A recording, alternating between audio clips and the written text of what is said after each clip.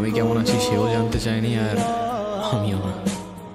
এদিকে আমার আর নাফিজের ধান্দা পুরো শহরে দ্রুত বাড়তে থাকে। পুরা ইউথ আমাদের ক্যান্ডিতে অ্যাডিক্টেড হয়ে যায়, আর বছর দুয়েকের মধ্যে আমরা হয়ে যাই সুইট ক্যান্ডির বেতাজ বাদশা। কিন্তু আমার গল্প এখানেই শেষ না। পিকচার আগে বাকি আমার দোস্ত। শহরে বেড়েছে সুইট ক্যান্ডির প্রভাব। দেখতে সাধারণ ক্যান্ডির মতো হলেও এটি মূলত এমন একটি ড্রাগ যা আপনার মস্তিষ্কে জায়গা করে নেয় এবং আপনি একবার সেবন করলে বারবার করতে বাধ্য। এই ক্যান্ডির মূল টার্গেটই হচ্ছে কলেজ ও ইউনিভার্সিটির স্টুডেন্টস।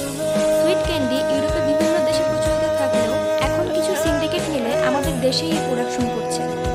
সিন্ডিকেটগুলো এখন পর্যন্ত ধরাছোঁয়ার বাইরে থাকলেও একটি গোপন অভিযানের পর মোস্ট ওয়ান্টেড লিস্টে এখন একজনেরই নাম, নির্জন নামে।